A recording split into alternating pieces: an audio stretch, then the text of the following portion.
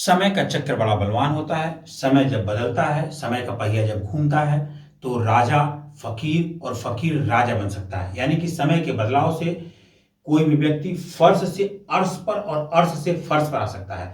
नमस्कार मेरे साथ मेरे प्यारे विद्यार्थियों, आज मैं आप लोगों के सामने एक ऐसी रिपोर्ट के बारे में चर्चा करने आया हूं जो रिपोर्ट पूरे भारत की अर्थव्यवस्था में, खासतौर से उद्योग क्षेत्र में एक खलबली सी मचा रखी है। आज मैं बात करूंगा भारत के धन कुबेर गौतम अडानी और इन्हीं से जुड़े एक हिंडनबर्ग के संस्थापक नॉर्थन एंडरसन के बारे में। सबसे पहले रिपोर्ट में आगे बढ़ने से पहले हम आपको बता दें कि इस रिपोर्ट में विवाद का कारण क्या है और नॉर्थन एंडरसन है कौन और इन्होंने क्या कौन सी ऐसी रिपोर्ट ला दी जिसके वजह से पूरी अर्थव्यवस्था में खलबली मच गई है।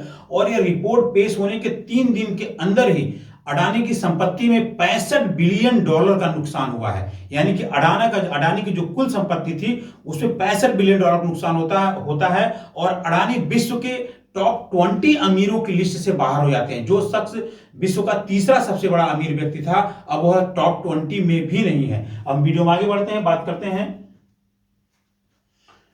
नॉर्थन एंडरसन हिंडनबर्ग के मालिक है। हिंडनबर्ग एक कंपनी है जो कि नॉर्थन एंडरसन ने बनाई थी। नॉर्थन एंडरसन के बारे में बता दूं, यह एक इकोनॉमिक्स, बिजनेस एनालिसिस्ट और शेयर के एनालिसिस्ट है। इनके बारे में नॉर्थन एंडरसन नाम के शख्स ने अमेरिका की कनेक्टिकट यूनिवर्सिटी से इंटरनेशनल बिजनेस में ग्रेजुएशन किया था। इसके बाद नौकरी की तलाश में जुट गए। उसकी तलाश एक डेटा रिसर्च कंपनी की दहलीज पर आकर रुक गई।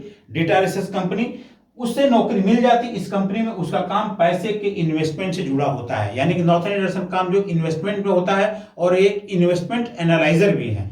नॉर्थन एंडरसन के बारे में बता दूं, ये नौकरी की तलाश में बहुत भटके हैं और इन्होंने अपने शुरुआती जीवन में इजराइल में एक एम्बुलेंस ड्राइवर का भी काम किया था। जब ये इकोनॉमिक एनालिसिस्ट बन जाते हैं और लोगों को सलाह देना चालू करते हैं तो 2017 में इन्होंने एक कंपनी बनाई, एक डेटा कंपनी बनाई। नौकरी करते हुए एंडरसन ने डेटा शेयर मार्केट की बारीकियों को समझा और इस बात से उन्हें अंदाजा हो सकता है कि शेयर मार्केट की दुनिया में पूंजीपतियों का सबसे बड़ा अड्डा है और इसमें काफी कुछ ऐसा है जो आम लोगों की समझ से बाहर है। इस वजह से एंडरसन के दिमाग में फाइनेंशियल रिसर्च कंपनी शुरू करने का आइडिया आया। यानी कि फाइनेंशियल रिसर्च कंपनी इन्होंने शुरू की 2017 में, जिसका नाम इन्होंने रखा हिंडनबर्ग। हिंडनबर्ग नाम रखने के पीछे भी इनका एक बहुत बड़ा मोटो है। 1937 में एक एयरबस हुआ करता था हिंडनबर्ग नाम का। जैसे बड़े बड़े हवाई जहाज, पहले एयरबस बहुत होते थे, बड़े बड़े हवाई जहाज होते थे। हिंडनबर्ग में आग लग जाती है और वह जहाज ध्वस्त हो जाता है, नष्ट हो जाता है, जिसमें 35 लोग मारे जाते हैं। उस घटना से काफी आहत होकर के एंडरसन ने अपनी कंपनी का नाम हिंडनबर्ग रखा। उन्होंने कहा कि शेयर में भी ऐसे बहुत से जोखिम है जहां एक मध्यम वर्ग भी और एक व्यक्ति अपनी मेहनत की पूंजी लगाता है और वहां पे कुछ अमीर लोग अपनी चालसाजी से और अपनी जानकारी का फायदा उठा करके लोगों के पैसों को ठग लेते हैं। इसलिए इनकी कंपनी का जो बिजनेस एनालाइजर कंपनी है, इनका काम यही है कि किसी भी कंपनी को एनालिसिस करना और उसके शेयरों के बारे में जानकारी हासिल करना। अब यहां पे जो अडानी की कंपनी है, अडानी की कंपनी के शेयरों को इन्होंने शॉर्ट सेलिंग किया। शॉर्ट सेलिंग के बारे में आपको एक कॉन्सेप्ट बता दूं, शॉर्ट सेलिंग एक तरह से वह जहर है जिसको साबित करने के लिए खुद को पीना पड़ता है। यानी कि एंडरसन ने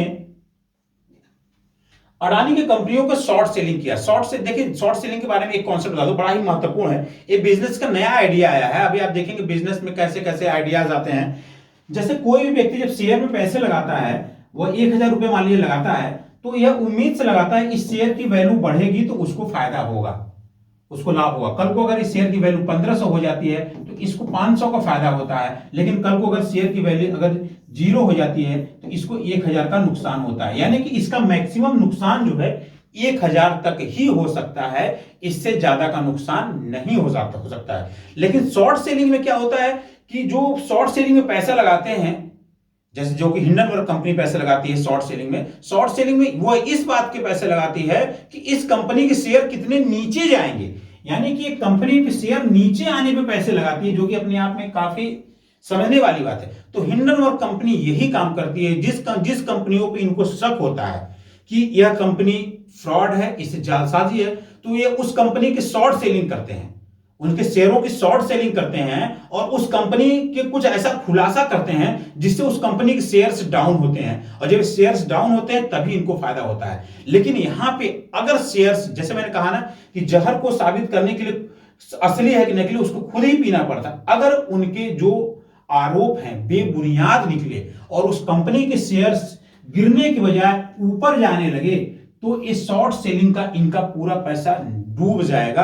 और डूबने की बात बता दूं, यहां पर हमने बताया कि जब हम किसी शेयर में पैसे लगाते हैं तो हमारा नुकसान मैक्सिमम जितना लगा रहे हैं उतना का ही नुकसान होगा, लेकिन शॉर्ट सेलिंग में ये 1000 का नुकसान ये 10,000 में भी हो सकता है और 1,00,000 में भी हो सकता है। यानी शॉर्ट सेलिंग में शेयरों के नुकसान का आइडिया नहीं लगा सकता है कि और यहां पे जो ये बात सामने है कि यहां पे यह बात साबित होती है कि अगर एंडरसन के आरोप सही साबित होते हैं तो अडानी की कंपनी का क्या हाल होगा ये तो बाद में पता चलेगा। लेकिन अगर उनके आरोप गलत साबित होते हैं और अडानी के शेयरों में उछाल जारी रहता है तो एंडरसन की कंपनी जो है हिंडनबर्ग ये पूरी तरह से बर्बाद हो जाएगी, क्योंकि शॉर्ट सेलिंग का मैंने आपको कॉन्सेप्ट बता दिया। अब बात करते हैं कि हिंडनबर्ग में ऐसी क्या बातें हैं जिन्होंने अडानी की अडानी के शेयरों को शॉर्ट सेलिंग किया। हिंडनबर्ग ने यह आरोप लगाया कि अडानी जो कि पिछले 8-10 साल पहले केवल गुजरात के व्यवसायी हुआ करते थे, पिछले 8-10 सालों में इन्होंने इतनी ज्यादा संपत्ति हासिल कर ली कि इनकी एक समय ऐसा था पूरी $120 बिलियन के साथ यह विश्व के तीसरे सबसे बड़े अमीर व्यक्ति बन गए थे। और $130 बिलियन में इन्होंने 120 में से इन्होंने $100 बिलियन मात्र पिछले 3 वर्षों में अर्जित किया था। यानी कि 120 में से 100 मात्र पिछले 3 सालों में इन्होंने अर्जित किया था। यही बात थी हिंडनबर्ग को अडानी की कंपनी की शॉर्ट सेलिंग करने के लिए प्रेरित करता है। हिंडनबर्ग को इस बात का आइडिया हो गया था कि कुछ न कुछ इनकी कंपनी में जालसाजी है, और हिंडनबर्ग की रिपोर्ट में कहा गया है कि ये पिछले 2 साल से इनकी कंपनी को ऑब्जर्व कर रहे हैं, इनके डेटा को एनालिसिस कर रहे हैं, और कितना इन्होंने इनके शेयरों को शॉर्ट सेलिंग किया है इसका आइडिया तो बाद में चलेगा। लेकिन इन्होंने शॉर्ट सेलिंग जब किया तब इन्होंने इनके जो चिट्ठे थे, जो इनके back behind of share hike reason था, उसको खोलना चालू किया और इन्होंने अपनी रिपोर्ट 24 जनवरी को पेश की। रिपोर्ट पेश करने के मात्र 3 दिन के अंदर ही इनके शेयर 65 बिलियन नीचे कम हो जाते हैं, 65 बिलियन कम हो जाते हैं। यानी कि इनके शेयरों में $65 बिलियन की गिरावट हो जाती है। और हम बात करते हैं हिंडनबर्ग ने अपनी रिपोर्ट में जो इनके ऊपर आरोप लगाया है वो आरोप कौन कौन से हैं। जो अडानी की कंपनी है, अडानी की कंपनी जो शेयर इनकी 7 मेजर शेयर लिस्टेड कंपनियां हैं, जिसमें अडानी कोल है, अडानी पेट्रोलियम है, अडानी गैस है, अडानी पावर है, अडानी कोल पावर है। जो आरोप लगाया है कि अडानी मनी लॉन्ड्रिंग का काम करते हैं, अडानी की कंपनियां मनी लॉन्ड्रिंग का काम करती है, स्टॉक मैनिपुलेशन करती है, अकाउंट फ्रॉड करती है, करप्शन करती है, theft of tax payers fund करती है और क्रिएटिंग ऑफ सेलिंग कंपनीज करती है। या इन्होंने यह भी कहा कि अडानी अपने रिश्तेदारों के साथ, अपने मित्रों के साथ, उद्योगपति मित्रों के साथ अपने शेयर को मैनिपुलेट करते हैं, अपने शेयरों को खरीदते हैं और जिससे उनका रेट बढ़ता है और मार्केट में इनकी क्रेडिट बनती है। उस क्रेडिट के बिहाव पर इनके शेयर्स जो भी लोग देखते हैं कि हाइक कर रहा है तो उसको खरीदते हैं। और अगर हिंडनबर्ग की रिपोर्ट को सही माना जाए तो 85% इनका फेक एनालिसिस होता है। अडानी की कंपनी के जो शेयरों का जो ओवर इवेल्युएट, यानी इनके शेयरों का जो इवेल्युएशन होता है 85% तक ओवर होता है। यानी अडानी की पूरी संपत्ति का 85% जो है ओवर इवेल्युएशन है। हिंडनबर्ग की रिपोर्ट आने के बाद पूरे विश्व की जो एजेंसियां हैं ये भी सतर्क हो गई हैं। कई एजेंसियों ने अडानी के बॉन्ड लेने के लिए मना कर दिए हैं और भारतीय रिजर्व बैंक ने भी यह घोषणा कर दी है कि सारे बैंक यह हमें लिख करके दे, यह हमें नोटिफाई करें कि अडानी की कंपनियों ने किस बैंक से कितना कितना लोन ले रखा है। तो और सेबी को भी लगा दिया गया है। भारत की संसद में भी इस पर चर्चा हो रही है, लेकिन अडानी की मुश्किलें अभी भी कम होने को नाम नहीं ले रही हैं। जब हम हिंडनबर्ग की बात करते हैं तो हिंडनबर्ग के बिहाइंड में जाते हैं कि वास्तव में क्या इसमें दम है कि बस ऐसे खोखला दावा है। तो हिंडनबर्ग के जब हम बिहाइंड में जाते हैं तो हिंडनबर्ग एक ऐसी कंपनी है जिस कंपनी के पीछे पड़ती है उसका पूरा काला चिट्ठा खोल देती है। और बात करते हैं, लगभग 16 कंपनियों के पीछे इन्होंने पड़ा था और 16 कंपनियों के शेयर्स 50 to 70% डाउन हो गए थे।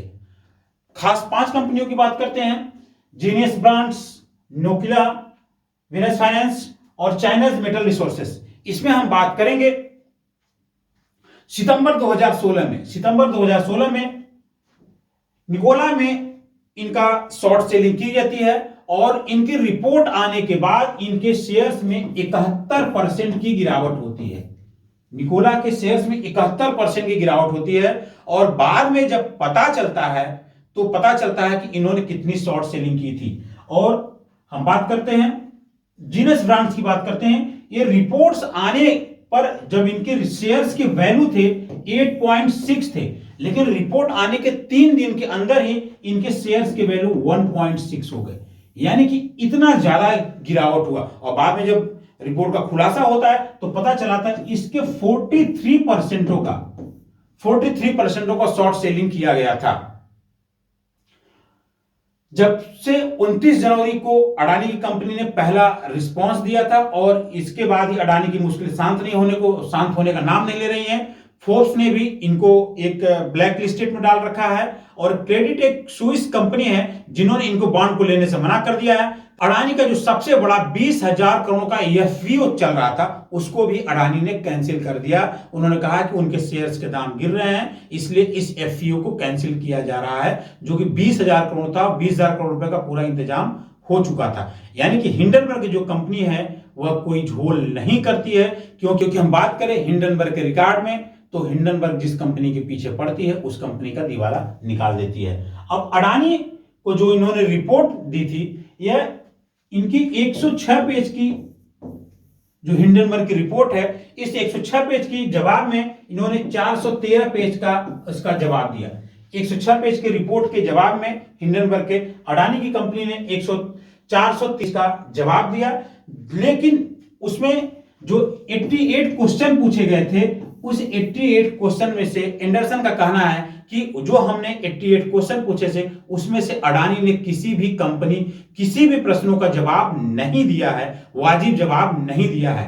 तो और अडानी का कहना है कि इन्होंने सारे प्रश्नों का जवाब दे दिया है और यह हमला भारत की अस्मिता पर है, भारत की अर्थव्यवस्था पर हमला है। यानी कि अडानी ने यहां पर राष्ट्रवाद का सहारा लेने की कोशिश की है। राष्ट्रवाद का सहारा जब लेने की कोशिश की है तो हिंडनबर्ग ने एक कदम आगे बढ़ते हुए इनसे कहा कि हम मानते हैं भारत एक महान देश है और भारत को सुपर पावर बनने से कोई रोक नहीं सकता है। हमें भारत की से कोई वो नहीं है, भारत की ताकत पे, भारत की समृद्धि पर कोई शक नहीं है और हम भगवान से प्रार्थना करते हैं कि भारत सुपर पावर बने। लेकिन हमारी जो एनालिसिस है वह सिर्फ और सिर्फ अडानी की कंपनी में निर्भर करती है। हमारा जो डेटा एनालिसिस है वो अडानी की कंपनी में निर्भर करती है और हमारा जो इन्वेस्टिगेशन है अडानी के शेयर्स को लेकर के है। इसलिए भारत की तरक्की से हमें कोई लेना देना नहीं है और हम भारत के वेल विशर्स हैं। तो यहाँ पे अडानी का जो राष्ट्रवाद है, फर्जी राष्ट्रवाद का जो उन्होंने सहारा लिया था, वह भी एक तरह से फेल होता दिख रहा है। अब भविष्य बताएगा कि हिंडनबर्ग अडानी के शेयरों के कितनी % शॉर्ट सेलिंग किया हुआ है और अडानी के शेयर्स कितने नीचे और गिरते हैं और अडानी का क्या हाल होता है और आने वाले और भी उद्योगपति जो अडानी जैसा करने की सोच रहे थे वह क्या क्या करेंगे और भारतीय इकोनॉमिक में, भारतीय अर्थव्यवस्था में, भारतीय उद्योग जगत में और भारतीय बैंकिंग सेक्टर में जो बैंक उद्योगपतियों को मनमानी लोन दिया करते हैं वह भी सोचने के लिए मजबूर हो जाएंगे। अडानी के बारे में खास और मैं बता दूं कि इनके बारे में कहा गया कि यह बहुत सारे जोक मीम्स लोन होते हैं कि ये बैंक में जाते हैं, बैंक से लोन लेते हैं और बैंक को ही खरीद लेते हैं। इसमें जो भारतीय एक रिपोर्ट के बारे में बात करें उनमें साफ साफ कहा गया है कि एक सिंपल सी बात है, मान लीजिए कि कोई भी कंपनी है, कोई भी प्रोडक्ट है, अगर अडानी उसको खरीदने जा रहे हैं, अगर उसकी मार्केट वैल्यू 500 रुपए है तो अडानी उसको 500 रुपए में ही खरीदते हैं। अडानी उसको 500 रुपए में ही खरीदते हैं और यहां पे उसको ओवर इवेल्युएट करते हैं और इसका दाम वो बताते हैं 5,000 रुपए बताते हैं, इसका दाम 5,000 रुपए बताते हैं। जैसा कि माना गया, हिंडनबर्ग ने अपनी रिपोर्ट में बताया है कि लगभग ये अपनी प्रॉपर्टी को, अपने शेयर्स को 85% ओवर इवेल्युएट करते हैं। जब 5,000 का इन्होंने बता दिया तो ये 5,000 पर किसी भी बैंक से ये 4,000 का लोन लेते हैं। ये 4,000 का लोन लेते हैं, मेन कीमत इसकी है 500 रुपए, उसमें 5,000 ओवर इवेल्युएट किया जाता है और 4,000 का लोन लेते हैं, और लोन न चुका होने की स्थिति में इसकी नीलामी होती है, जहां पे इसकी कीमत आती है 300 रुपए। इसकी कीमत आती है 300 रुपए, और जब चुकाया जाता है तो पूरा नुकसान होता है 3,700 रुपए का। 3,700 रुपए का बैंकों का नुकसान होता है, और अडानी को पूरी तरह से फायदा होता है। 3,700 रुपए सरकारी संपत्ति का नुकसान होता है। यही हिंडनबर्ग का कहना है कि अडानी अपने शेयरों को ओवर इवेल्युएट करते हैं, जिसके सहारे वो बैंकों से लोन लेते हैं और पब्लिक का पैसा इनके शेयर में लगता है, और यही कारण है अडानी की तरक्की का। मात्र 3 वर्षों में इन्होंने अपनी संपत्ति को $100 बिलियन विकास कर लिया। वीडियो पसंद आया तो वीडियो को लाइक करें।